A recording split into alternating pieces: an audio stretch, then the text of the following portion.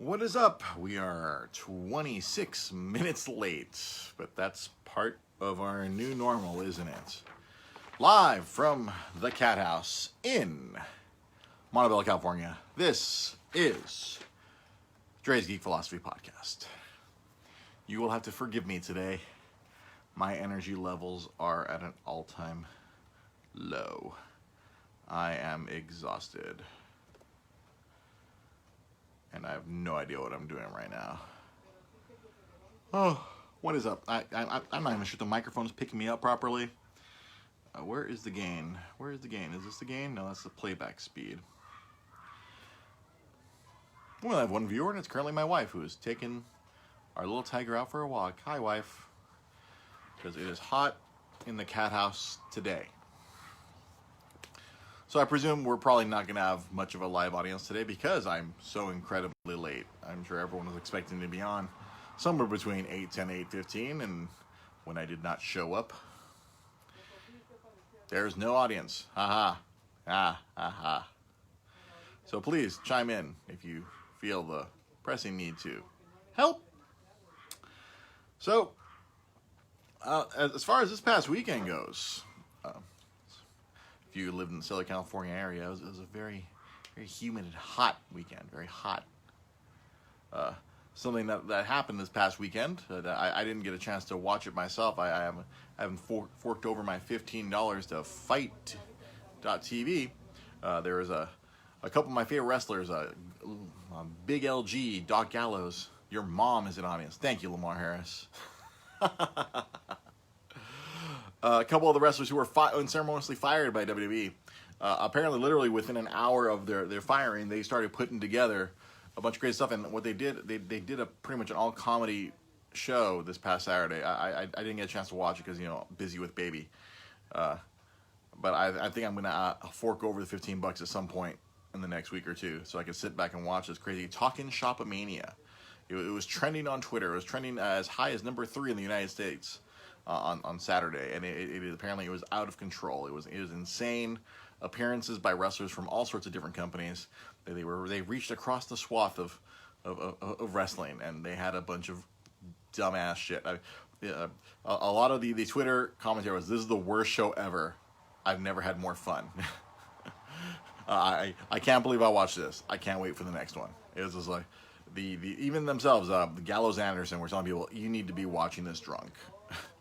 These crazy guys, they have their own podcast called Talk and Shop, and they're just out of control. Yeah, they had all sorts of guest appearances by wrestlers, other wrestlers who had been fired by WWE 90 days ago.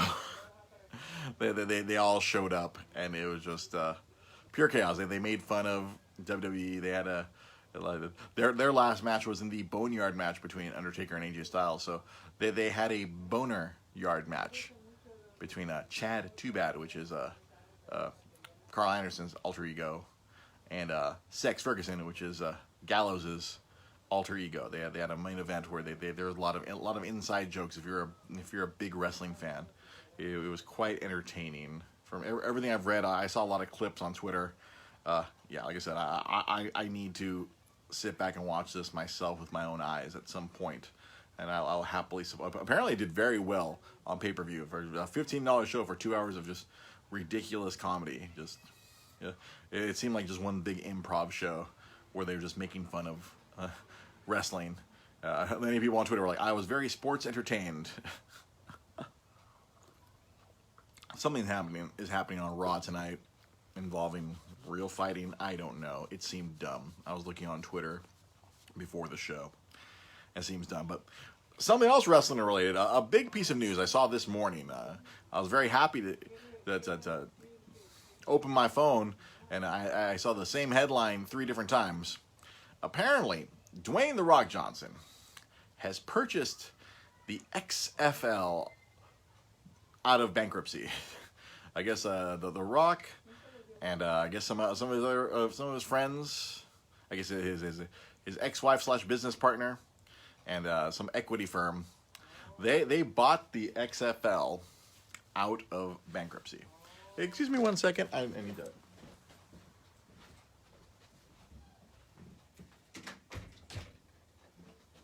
I had to eliminate made some ambient background noise. I'm a professional. Hey, Marcelino. Hey, Damon. Thanks for jumping on. So The Rock, apparently this morning, purchased the XFL. It was about after Vincent Kennedy McMahon. After the XFL season was ruined by COVID-19, and Vince shut that motherfucker down. He's like, oh no, we're bleeding money. Get rid of it. And basically fired everyone, even XFL Commissioner Oliver Luck, who was like, wait a minute, I was guaranteed money. I'm not guaranteed anything. I'm Vincent Kennedy McMahon. None of my contracts are guaranteed. I only care about my money. Yeah, any excuse I get to do my Vincent Kennedy McMahon voice, I will take it. So yeah, Vince, called it quits on XFL, and it was about to go into bankruptcy court, but People's Champion, apparently, I'm going to be speculating here. There's no facts here. This is just pure comedic speculation on my part. I imagine Vince picked up his phone. I'm sure he has Dwayne's number. Of course he has Dwayne's number, Vince picked up the phone. Dwayne, it's Vince. Hey, you owe me one, pal. I'm the one who made you a star. Without Vince McMahon, you would be a CFL reject. You'd be selling cars in Miami. Something along those lines, Vince must have called in a favor. Obviously, Dwayne is on top of the world. He's the biggest movie star in the world now. He's got a little bit of pocket change, a little bit of money he can jingle around. And I guess he gathered up some investors, and then they plucked the XFL just before it went into bankruptcy court. And then I saw there was other conflicting reports where a lot of the creditors were like, whoa, easy joke. Many of the creditors were like, whoa, Dwayne Johnson, whoa, what in the blue hell do you think you're doing? Again, it's the comedy writes itself. And yeah, so the creditors are opposing this sale because they're buying it for $15 million, and the previous valuation, or the amount of money that Vince sunk into that endeavor was somewhere close on the 100 to 150 million mark. So there's a lot of people who are owed money, and they're like, well, if Rock's buying it for $15 million, who's going to pay all the debts? I'm not a bankruptcy lawyer. I'm not a lawyer in any shape or form, but I don't know how much of that debt old Dwayne's going to assume. Is Dwayne going to pay Oliver Luck's guaranteed contract? A lot of these players who were left without a job, a lot of these team executives. I'm sure the city of St. Louis is like, what the hell? We bought season tickets because you gave us football that we were so denied. I don't know what's gonna happen. The Rock is claiming he's gonna bring it on back. Hold on, we have another interruption. Hang on 1 second.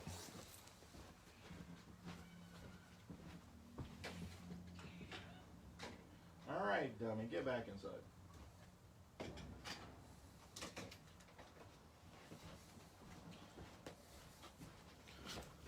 Apologies, the cat let herself out earlier, and she needed to get let back in. And instead of having 1,500 meows in the background of the podcast, I had to take the bullet here and go get her. All right, yeah, no, you can't sit on my lap, cat. So yeah, I saw that news this morning. I just thought it was so funny. Yeah, and his ex-wife is a co-owner. Yeah, that's right. Danny Garcia, his ex-wife, it's his business partner. They couldn't hack it in a relationship, but they can hack it in business apparently. And she has bigger guns than both of us. Yeah, see, Damon, you're no expert either, but if it had gone to bankruptcy, the creditors don't get squat, so this may be a good thing for some of those creditors. I don't know if all of them will get their money, but hey, as a person who worked for a company that went bankrupt, Nabby Tablets, yeah, the company Nabby went to bankruptcy court. Mattel purchased it out of bankruptcy court, and then fired everyone. I got fired via email. It was kind of horrible. Because all my coworkers like, yay, Mattel bought the company, and I was like, oh, we're fucked. Mattel didn't want the employees. Mattel just wanted the tablets. And literally, like as if I was like the prophecy came true. Literally a week later, it was like we all got our emails. Oh, your position has been rendered. Your position has been terminated. Or eliminated. It was whatever fancy corporate speak. Yeah. So damn it, you sued New Century Mortgage for my unpaid vacation time. Hey, there you go. You get the litigiousness when they went bankrupt. Yeah.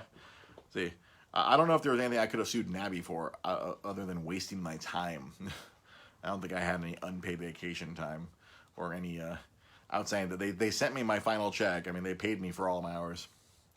Yeah, and then Marcelino, let's hope this isn't like when Vince bought WCW, right? Well played, sir. Well played. It's just ridiculousness. Hey, Mars, I'm glad you're on. I don't know if you saw Mr. Jai T. Polidor is on. Something else that I read before I jumped onto the podcast was I don't know if any of you have seen that movie, The Big Short. I'll explain why this is relevant in a second. Like the guy who's the basis, one of the investors in that movie, he sees things in the market.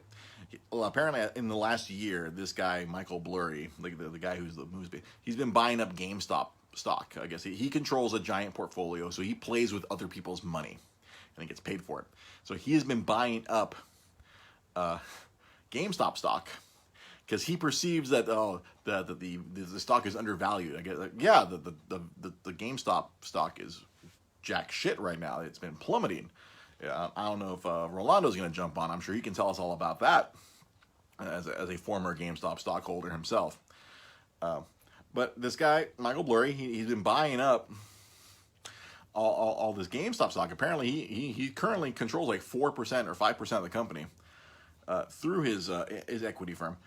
But apparently, he's being proven right. This article I was reading is that, GameStop may seem like they're in shit right now, but when the PS5 and the Xbox Series One X come out, apparently they're going to be in better shape.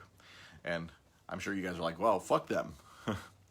I'm sure Jai and Mars and if any of our other GameStop compatriots jump on today, like, oh, fuck GameStop, fuck them in the ass. I'm like, yes, in normal circumstances, I say yes, fuck them all. I had 3 tours of duty that all were not great.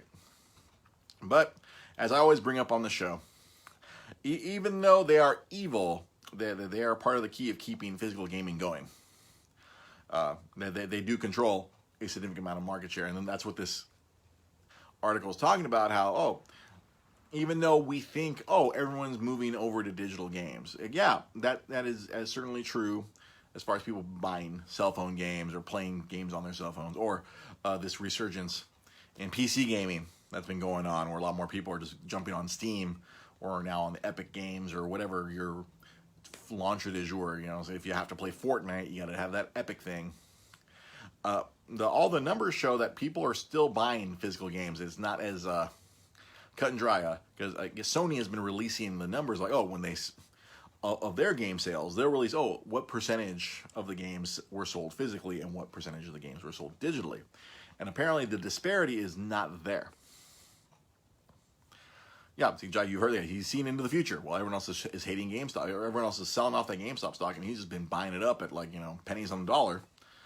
And apparently that they may come out okay, which I know we don't like them, but it's unfortunately, as I've learned from my boss at my current job, them being around is good for the industry as a whole. I've said before, my boss has told me several times, if GameStop goes down, the ability to get a physical game is going to become very difficult. Obviously, you'll just say, you can just get it from Amazon. But it becomes a bigger pain in the ass than people realize. Because all of a sudden, because if you haven't noticed already, it's kind of tough to go shopping at retail. The retail world has changed in regards of buying physical games, where Walmart used to dedicate 80, 90 feet of space to video games. Now it's literally down to maybe 16, maybe 20. If it's a small Walmart, they only have 4 glass cases. 2 for Sony, 1 for Microsoft, 1 for Nintendo, and that's it. It's a lot. You go to Best Buy used to dedicate a corner of the store to gaming. Now they give it 3 aisles if you're lucky. The physical space has been condensing because a lot of people prefer to buy online. Even though a lot of people think, oh, they're buying digitally online. No, a lot of people are still buying physical. I know. I work at a big game distributor, and we still see a shitload of games go out physically via Amazon or whatever other service providers are out there. But to bring this back around to GameStop, even though their business practices are incredibly shitty, they are still a big piece of the pie, like of Walmart, like a Target, like a GameStop, or like a Best Buy. People still are not transitioning over completely to digital games. And if you've been following the show, I've been telling you, don't transition to digital games. You lose your rights. The good people like Rant Tanaka have listened. They're like, hey, watch out. You buy digital movies, you buy digital music. How often where'd my shit go? Why isn't it there anymore? Why can't I stream that song anymore? Why can't I watch that movie anymore? A lot, like I remember, I foolishly thought this as well. Like, oh, cool. I don't need to. I can get rid of a lot of my TV box sets. It's just going to be on Netflix. And then one of my friends who's big in the physical medium, he's a big PR guy as far as home entertainment goes. He goes, don't get rid of your shit. So the rights come and go. You know, as we've seen recently now with all these brand new streaming services, The Office was on Netflix. It's going to go away from Netflix soon. It's going to show up on Peacock, and then only some of the episodes are going to be available for free. You'll have to sign up for Peacock to watch it all. Friends was on Netflix. Now you have to go sign up for HBO Max. All these shows are getting snatched up and locked up behind a different paywall. But you know, it's not locked behind a paywall. Your old physical media. Hang on to your shit, people. I know it's a lot easier just, flick on the internet, stream something. I know, Jai, I'm sure you illegally watch all sorts of things. No, you don't do any of that stuff. No. Cobra Kai. It was locked up behind YouTube. YouTube abandoned their original programming, and now it's on Netflix. Exactly, Damon. Yeah, if they ever shut down the servers, anything you bought is gone. Right? It's like if you're buying some independent movie, poof, gone. I mean, I'm sure with Disney, you probably don't have to worry too much with your digital stuff, but you never know. The rights could go away. What if they decide to sell off a piece? They get fed up with dealing with Star Wars fans, and they sell it off to some other movie company. All of a sudden, what do you mean my digital purchase doesn't apply anymore? I can't go watch. I bought all those digital movies. What? No, it's on another service, and guess what? They don't care that you bought it somewhere else. They want you to re-buy it from them instead of that DVD or Blu-ray that you have at home. Deep Blue C3. Yeah, exactly. See, you could go buy Deep Blue C3 digitally, and then heaven knows where that movie will end up. It's insane. It's insane what's going on with all this stuff. But I was reading this article about how GameStop is recovering. I was a little bit shocked, because my boss has been very pessimistic. He wants GameStop to succeed, but he also hates dealing with them. We sell the games to GameStop as well. It's really weird. They buy our brand new games and they turn them into used games. So this is for my guys here, Mars and Jai. It's, I don't know if you've ever wondered, Mars and Jai, if you've ever wondered when we get those distros from Texas. And hey, the used game, we look at it, this game has never been played. It's still brand new. They probably bought it from my boss. They bought 5,000 copies of insert PlayStation 2 or insert GameCube game, and they just took 5,000 copies, tore off the friggin' cellophane or the shrink wrap, slapped that refurbished sticker on the barcode, and sent 2 copies to every store. Insane. It still happens.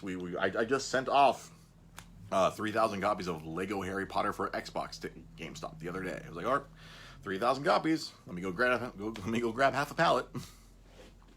They bought that, and they bought some other. It was like the weirdest purchases. They bought some weird games. And I was like, okay, cool. You do you, Gestapo. I guess they rubbed together a few nickels and bought $12,000 worth of games from us. Go figure, or more than that. Well, probably more than 12,000. I didn't see that invoice. That's outside of my purview. I just know I'm like, oh, I know that the shell corporation that we're selling to, that's GameStop. Yeah, they don't even buy it as GameStop. They buy it as like another corporation, some other name, which I will not disclose. That way I don't get myself in trouble at work. But some other shell corporation buys the game from us. But my boss goes, yeah, that's GameStop. They used to buy all the time, but now they only buy once every few months because money's a little tight, but it looks like things are getting better. Yeah, it was like all last year when the whole trying to get themselves sold business and they're in big trouble business. My boss was like, yeah, we're not seeing no word from them for a while. It was pretty insane. So let's round the corner here. Let's go to a different topic. Now, I'm sure, some of you are, not only just nerds, but you're also sports fans like myself. I'm not as big of a sports fan as I used to be, but I still keep an eye on sports. I still follow a lot of sports reporters on the old Twitter. And I saw a couple of... Yeah, that's right, Mars. Back in the old days, yeah, the local crackheads bring games on launch days. No case, of course. Of course, no case. Of course, no case. I always liked the thieves that would come by my old Rosemead GameStop and bring me brand new movies that just come out. Like, all right, cool. We have Alien vs. Predator now available used. Now, as far as like I was going, right now sports is kind of out of control with the whole pandemic.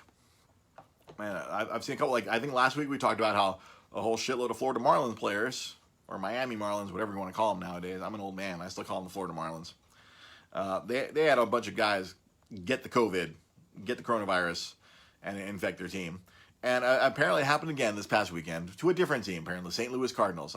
I'm glad it's all the teams that us Dodger fans don't like. The Cardinals, apparently, a whole bunch of them got the coronavirus. Now those games have to be postponed. And they gotta kill the season. I don't, Mars. I'm sure, especially you're a big baseball guy. I'm sure that kills you, and I'm sure some other friends here. It might hurt you, but man, they are not protecting themselves. I mean, the NBA is trying. They're doing their little bubble in Orlando, except for dumbass Lou Williams going to the strip club. Other than that, and then dumbass Dwight Howard not wanting to wear a mask, it seems like they're maintaining themselves. We're not hearing reports of the entire NBA lineups like, well, the Orlando Magic can't play today because they all fucking got the virus. We're going to have to cancel their game against the Philadelphia 76ers. Well, at least they seem to have their shit on lock. I mentioned last week, I saw MLS. They're trapped in Orlando.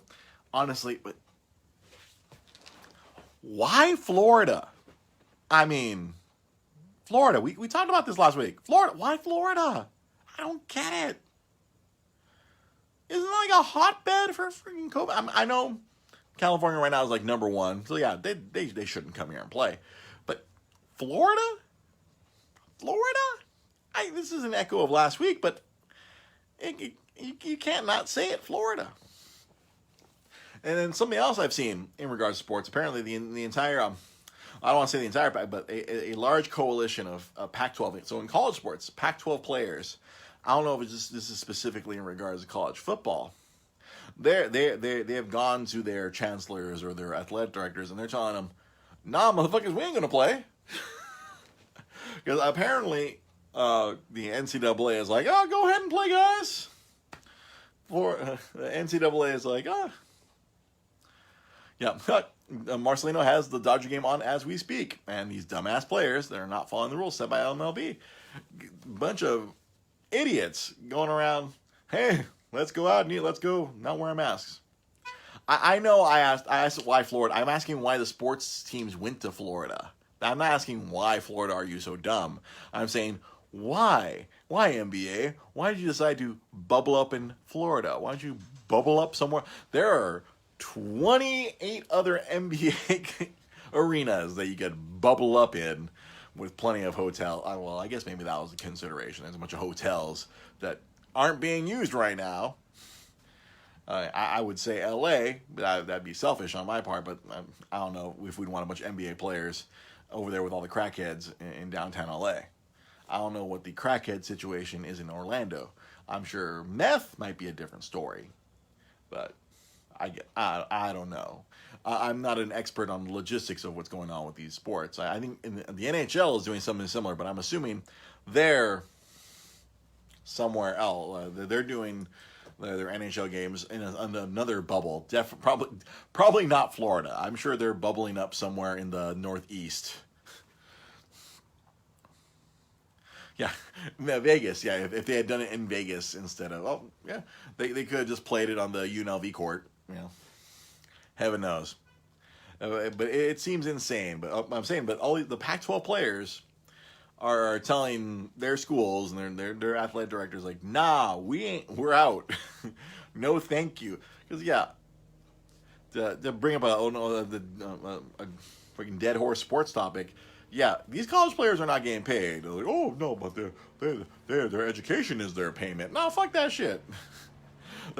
All these athletic departments, they want the college sports to come back so they can get paid.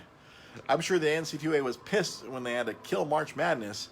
How many untold billions were lost from them having to cancel the biggest basketball tournament on earth, and then gonna turn around like, hey, college football.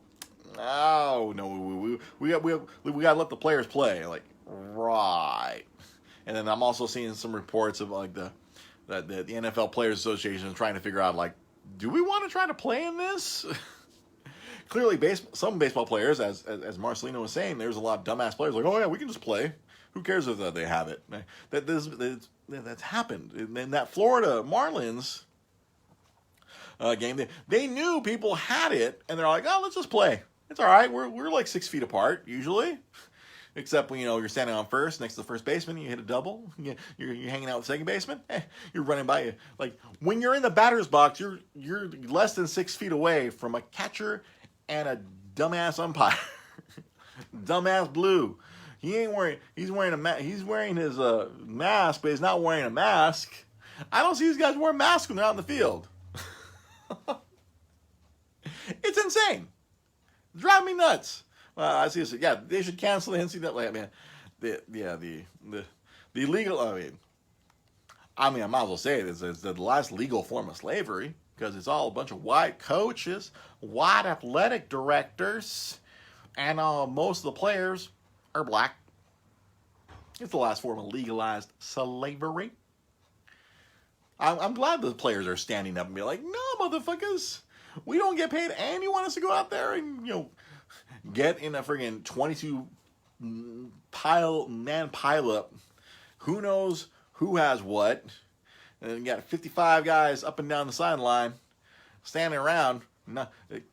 How are 55 people on each side going to be 6 feet apart on a 100-yard field? Huh? I don't think so. I think the players are going to be like, no, man, I don't go nowhere, no mask. I already got to wear this helmet. I already got to wear my cleats. I got to wear these tight-ass shorts. Hell no, I ain't wearing no mask. Half of them probably think, oh, man, I'm strong. I'm strong, young. I don't care if I get the Rona. This is just a bad situation. I know America feels like they need the distraction of sports. I mean, we've lost going to the movie theater. We've lost a lot of stuff. Yeah. Traveling by bus. That's right. Traveling by bus or plane. At least with the bubble, they're like, oh, everyone's there. Everyone's sequestered.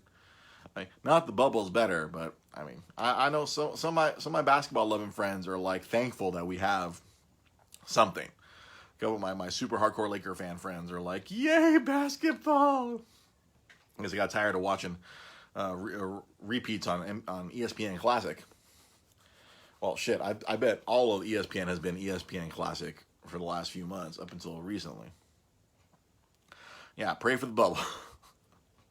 Hope they're able to maintain the bubble. But yeah, the college sport, these college sports, they don't want to let the kids back in school, but hey, let's send the players out.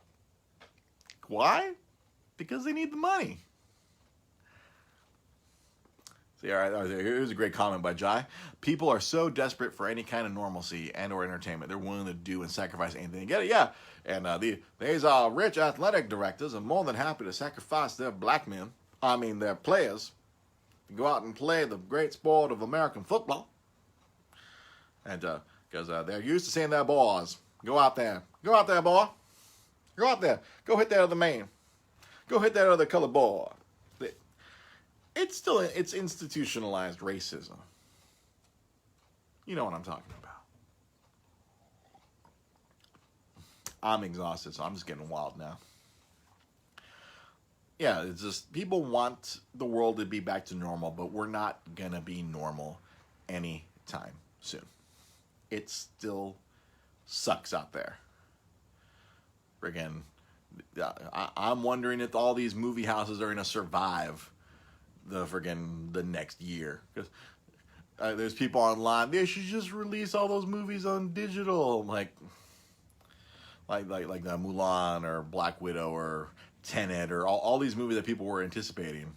They're not coming out, and some stuff is coming out digital. But I'm sure all these movie studios and all these movie houses are like, no, please wait, no. That industry is like crumbling. I mean, drive-in theaters are reopening. An acquaintance of mine, I guess, his band, they played at a drive-in. They put a stage in the middle and just surrounded it with cars. I think just that, like Jai said, people are just so desperate to just do something. But we can't just because we don't want to be bored doesn't mean we should put everyone in danger. That's the big annoyance in my book. Well, with all this that's going on. Yeah, it's like my wife still trips out. I think my wife we were out and about yesterday because we couldn't stay inside this hot ass house, and she went into a Yum Donuts because my wife she's been home with the baby. She really hasn't gone out and seen what the pandemic world is. She's been she got her ass kicked. She's been we're getting our ass kicked by the baby, but she's been home with the kid. And then she walked into Yum Donuts and she's like, it's like a bank in there now. I'm like, I've been telling you, I've been describing it to her. But that was one of the first times she's actually seen what I've been telling her. I'm like, yeah, the 7-Eleven looks like a bank now. It's like glass everywhere. You can't get your own Slurpee or whatever. All this craziness wherever you go. Every supermarket has there's plexiglass everywhere now. And this is what we got to do to protect ourselves and each other. I know there's some wackos out there that thinks it's just a hoax. It's a democratic hoax.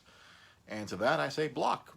Just on Twitter now. It's just like if I get into it with some Russian bot or some crazy person, I'm like, I ain't got time for you. I'm 40 years old. I ain't got no time to be dealing with this nonsense. I'm all for listening to. I'm all for having an intelligent discussion. But if someone is just straight up being a shithead, all right, so there you go. Another great quote there from Jai T. Polidor. I'm gonna read out loud for the mic here. It's literally become easy to tell who has never been grounded or told no during this pandemic. Right? You get to see the privilege come out in people. I think that's the big thing. Like all these people who are mad that they can't go to a restaurant, they want to get served. They want people of color to serve them. That's what they want. They want their polite waitress who has to do what they say to bring them some extra tea and a few more lemons. They don't like being at home having to do it themselves. All these privileged people, they want the lower class to serve them, and that's why they're so pissed. And that's why give us back our bars, give us back our restaurants. Give us back our ability to be racist without being secretly racist. Oh, what, Dre? Dre, I'm getting wild. I'm not sorry. I gotta say what it is. It's a lot of my service industry friends. I've been saying it on their posts. I'm like, yeah, it's like these people want to be served. They hate to have to cook for themselves. They want someone to cook for them, and they're used to it on a regular basis. Something I like to go out and eat, but then I like to go out and get something I can't make myself. I'm not gonna sit here and smoke some ribs for 15 hours. But we know what I don't do. I don't disrespect the people who serve me. Marcelino, sorry, Dodgers lost. I through my phone disgust. I don't blame you. You still have that passion for the blue, Mars. That I respect that. I've lost my passion for most of my sports teams because. I can't dedicate that much emotion anymore. I can't do it. I don't have it in me to allow. After the last World Series, the Dodgers lost. I can't do it anymore. I can't just be angry out of something that's out of my control. I don't know if that's just me exhaustion or maturity. You can take your pick. But man, there's a lot of shit going on in the world, and like it creeps into the show every so often. Because normally the show is just about, all right, let's talk about some nerdy shit, but bleed blue till you die. That's right, Mars. You bleed blue till you die. Like the meme says, white people had to eat their own food for 2 months and rioted. Man, if I had to eat white people food for 2 months, woo-sah. I enjoy mayonnaise on occasion, but good Lord, mayonnaise on white bread, chicken with no spices,